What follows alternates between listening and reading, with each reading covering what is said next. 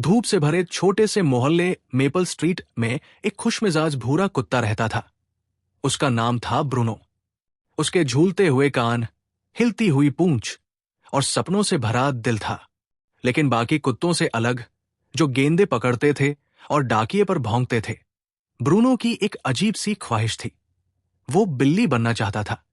हर सुबह वो बार के पास बैठ जाता और देखता कि कैसे मोहल्ले की बिल्लियां छतों पर से फिसलती हुई गुजरती, बिल्कुल साई की तरह। वे सुंदर, रहस्यमयी और बहुत कूल थी। वही ब्रूनो कोशिश करता कि धीरे चले, लेकिन हर बार अपने ही पंजों में उलझ जाता। वो चाहता था कि उसमें भी बिल्लियों जैसा आत्मविश्वास हो। एक दोपहर ब्रूनो ने देखा कि कुछ बिल्लियां मिसेज मेपल की कार के नीचे बैठी आराम कर रही थी। वे अपने आप को द मिडनाइट व्हिस्कर्स कहती थी, मोहल्ले की सबसे कूल बिल्ली गैंग। उनमें थे व्हिस्कर, ग्रे फर वाला नेता, पॉज, जो एक बार से दूसरी पर छलांग लगा सकता था, और मिस्टी, जो हमेशा अपने फर को ऐसे संवारती जैसे किसी शाही तस्वीर के लिए तैयार हो रही हो। ब्रूनो हिलती पूंछ के साथ उनके पास गया और बैठ गया। बिल्लियां रुक गई। एक ने भौं उठाई। सन्नाटा। ब्रूनो ने सीना चौड़ा किया। मैं द मिडनाइट व्हिस्कर्स में शामिल होना चाहता हूं, उसने कहा। बिल्लियां कुछ पल उसे देखती रहीं, फिर ठहाका लगाया। हमारे साथ? तुम तो कुत्ते हो, मिस्टी ने म्याऊं करते हुए कहा। लेकिन ब्रूनो नहीं घबराया। मैं सीख सकता हूं। मैं बिल्ली की तरह चलूंगा, बिल्ली की तरह सोऊंगा, यहां तक कि दूध भी बिल्ली की तरह पीऊंगा। व्हिस्कर मुस्कुराया। ठीक है, अगर तुम 3 बिल्ली परीक्षाएं पास कर लो तो तुम हमारे साथ हो। ब्रूनो की पूंछ इतनी तेजी से हिली कि धूल उड़ गई। पहली परीक्षा थी कैटवॉक चैलेंज। बिल्लियां अपने संतुलन और शालीनता पर गर्व करती थी। ब्रूनो को एक पतली बाड़ पर चलना था, बिना गिरे। बिल्लियां पंक्ति में बैठ गई, धीरे धीरे म्याऊं करते हुए, मानो फैशन शो देख रही हों। ब्रूनो ऊपर चढ़ा, जीभ बाहर, पूंछ हिलती हुई। बाड़ डगमगाई। एक पंजा, फिर दूसरा। वो चल रहा था। फिर धप, वो झाड़ी में जा गिरा, पत्ते उड़ते हुए। बिल्लियां हंसी रोक न सकी। पहली कोशिश के लिए बुरा नहीं, पॉज ने कहा, लेकिन बिल्ली चलते समय पूंछ नहीं हिलाती।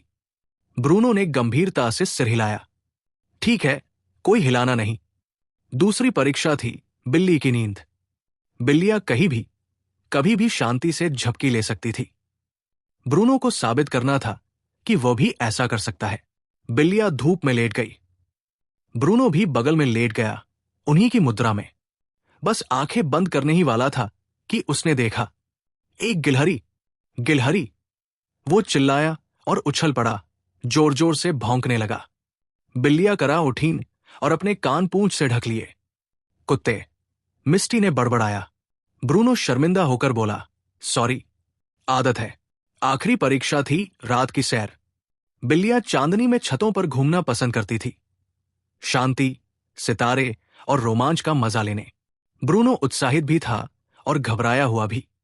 उसने बाड़ पर चढ़कर पहली छत पर कदम रखा। बिल्लियां सायों की तरह फिसल रही थी। ब्रूनो खनखनाते डिब्बों की तरह हिलता हुआ चल रहा था। लेकिन तभी कुछ बदल गया। चांद चमक रहा था, हवा ठंडी थी। ब्रूनो ने ऊपर देखा और मुस्कुराया। पहली बार उसे समझ आया कि बिल्लियों को रात क्यों पसंद है। वो शांति भरी, सुंदर और जादुई थी। वो गिरा नहीं, बस धीरे धीरे चलता रहा, मुस्कुराते हुए।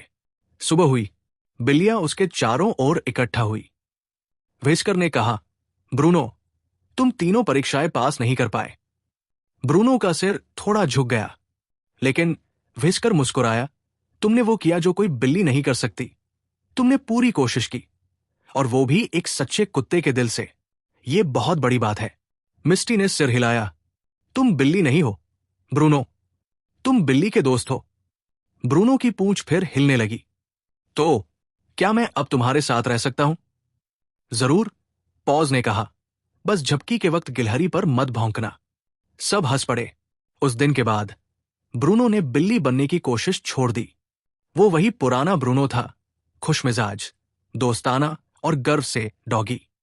पर हर शाम वो अपनी बिल्ली दोस्तों के साथ बाड़ पर बैठता, सूरज ढलते देखता, पूंछ धीरे धीरे हिलती हुई, लगभग जैसे कोई म्याऊं।